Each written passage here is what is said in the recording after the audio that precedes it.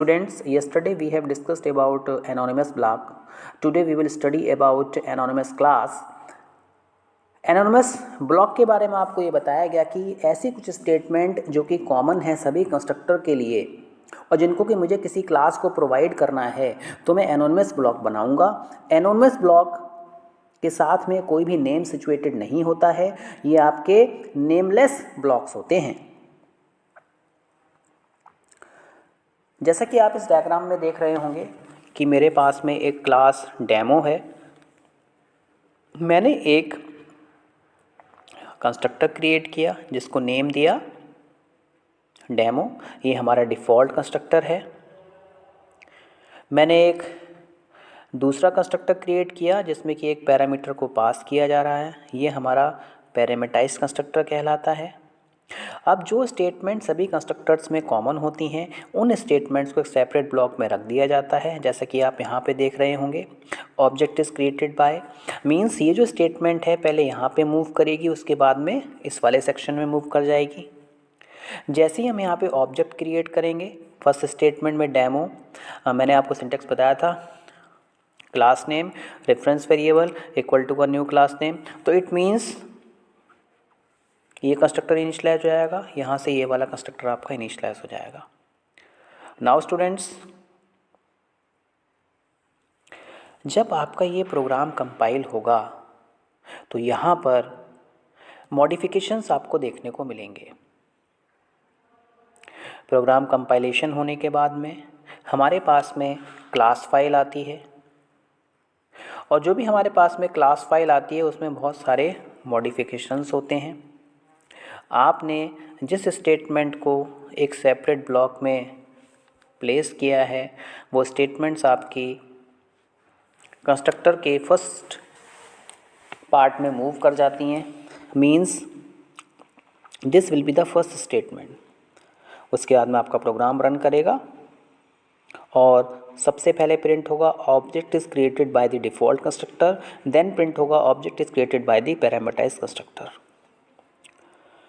Now student, static block की बात करें। स्टैटिक ब्लॉक आपके स्पेशल मेंबर्स होते हैं जो कि ऑटोमेटिकली इन्वोक हो जाते हैं जैसे ही प्रोग्राम को मेमोरी में क्या किया जाता है, लोड किया जाता है। इनको हम स्टैटिक इनिशियलाइजेशन ब्लॉक भी बोलते हैं। स्टैटिक इनिशियलाइजेशन ब्लॉक जो होते हैं वो स्टैटिक मेंबर्स को इनिशियलाइज करने के काम में आते हैं। मेरे पास में ये प्रोग्राम है। अगर आप इस प्रोग्राम को देखें तो आपको देख के पता चलेगा कि मैंने यहाँ पे 2 स्टैटिक ब्लॉक बनाए हैं। मैं जैसे ही मेन मेथड यहाँ पे लिखूँगा और इस प्रोग्राम को कंपाइल करूँगा, रन करूँगा, तो ये आपके ब्लॉक ऑटोमेटिकली एग्जीक्यूट हो जाएंगे। मुझे इनके लिए किसी भी ऑब्जेक्ट की रिक्वायरमेंट नहीं है, क्योंकि ऑब्जेक्ट जब क्रिएट होता है उससे पहले ही चाहे आपके स्टैटिक मेंबर्स हों, स्टैटिक ब्लॉक हों, वो आपके मेमोरी में लोड हो जाते हैं। नाउ स्टूडेंट्स, मैंने आपको बताया कि we will study about anonymous class. देखिए, जैसा कि हमने देखा कि जो हमारे पास में एनोनिमस ब्लॉक है उसके साथ में कोई भी नेम हम क्या करते हैं, एसोसिएट नहीं करते हैं। तो इसका सिंपल सा मीनिंग ये है कि हम जब एनोनिमस क्लास बनाएंगे तो इसके साथ में भी हमें कोई भी नेम एसोसिएटेड नहीं करना है। जावा में किसी एक क्लास के इनसाइड हम दूसरी क्लास को बना सकते हैं और ऐसी क्लासेस को नेस्टेड क्लासेस कहा जाता है। ये लॉजिकली ग्रुप करती हैं क्लासेस को और उनको हम एक प्लेस पे स्टोर कर सकते हैं।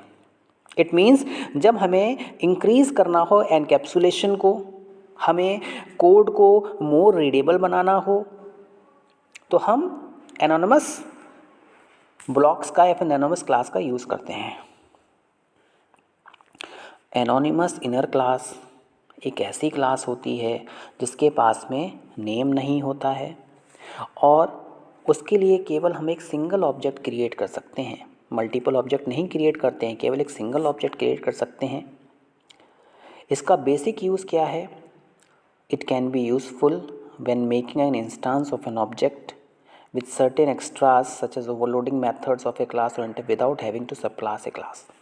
देखिए, अगर आप मेथड ओवरलोडिंग करना चाहते हैं किसी क्लास में, इंटरफेस में,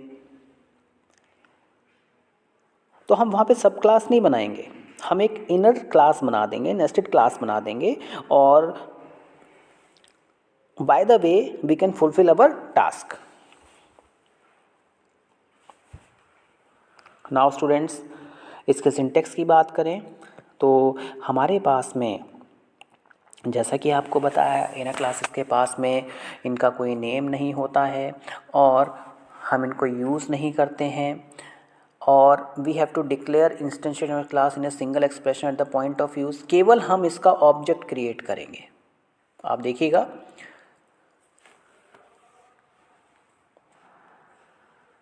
स्टूडेंट्स, सबसे पहले हम इसके सिंटेक्स की बात करते हैं कि हम किस तरीके से किसी एनोनिमस क्लास को क्रिएट करेंगे। हमें केवल और केवल पेरेंथेसिस के इनसाइड पैरामीटर्स को फिल करना होता है, जैसा कि आप यहाँ पे देख रहे होंगे। मैंने यहाँ पे लिखा डिज़ाइन पैटर्न्स। अब देखिए यहाँ पर आप क्या कर रहे हैं, केवल न्यू और उसके बाद में क्या लिख रहे हैं, क्लास का नेम लिख रहे हैं।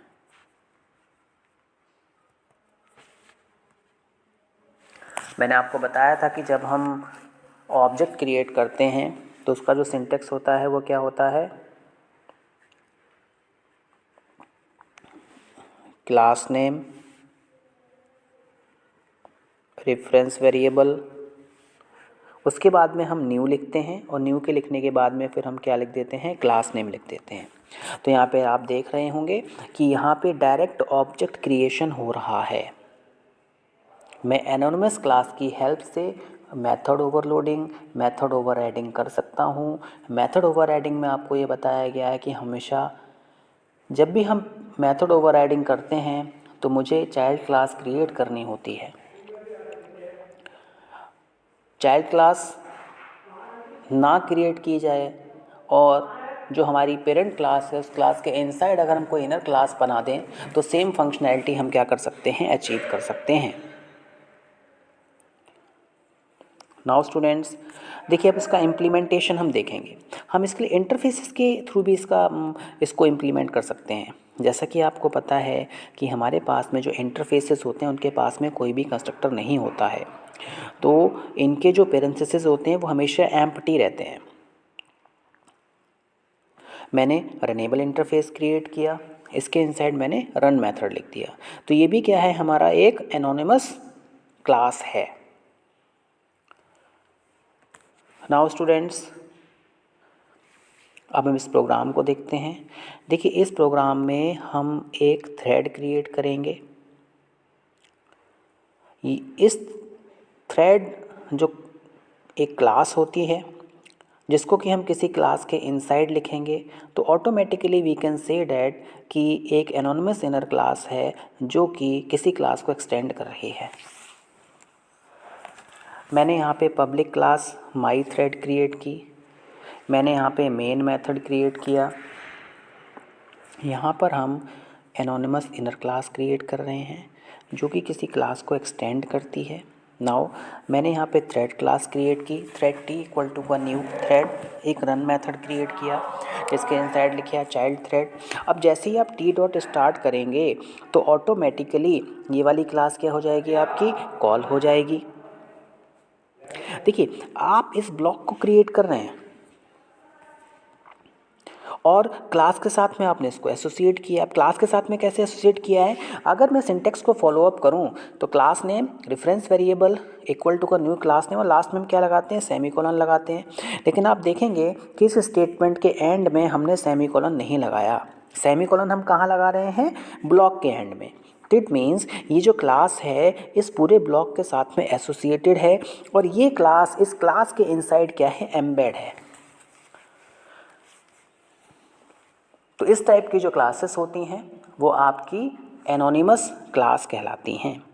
नाउ स्टूडेंट्स,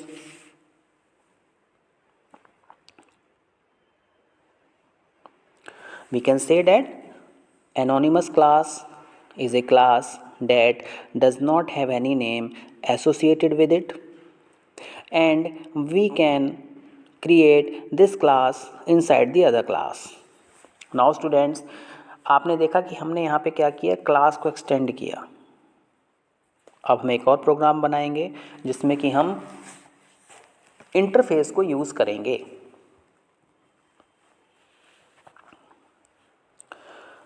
स्टूडेंट्स, यहाँ पर भी हम क्या कर रहे हैं, थ्रेड क्लास को क्रिएट करेंगे, लेकिन जो थ्रेड होगा वो रनेबल इंटरफेस की हेल्प से क्रिएट किया जाएगा. यहाँ पर हम एक ऐसा जावा प्रोग्राम डेवलप कर रहे हैं जिस पे कि हम थ्रेड को डिफ़ाइन करेंगे और मेरे पास में एक क्लास होगी जिसमें कि हम इम्प्लीमेंट करेंगे इंटरफेस को. मैंने क्लास क्रिएट की, मेन मेथड बनाया. मेन मेथड के इनसाइड रनेबल, मैंने आपको बताया था कि रनेबल भी क्या है, एक क्लास है. रनेबल का मैंने क्या किया, ऑब्जेक्ट क्रिएट किया. ऑब्जेक्ट क्रिएट करने के बाद में मैंने रन मेथड लिखा. रन मेथड के इनसाइड चाइल्ड थ्रेड. अब देखिए यहाँ पर मैंने इस ब्लॉक को क्या कर दिया, क्लोज कर दिया. इट मीन्स कि जिस क्लास का हम ऑब्जेक्ट क्रिएट कर रहे हैं, इस आर के इनसाइड ये आपका रन मेथड है. नाउ इस आर को मैंने थ्रेड क्लास में पास कर दिया. आपने देख रहे होंगे thread T equal to a new thread.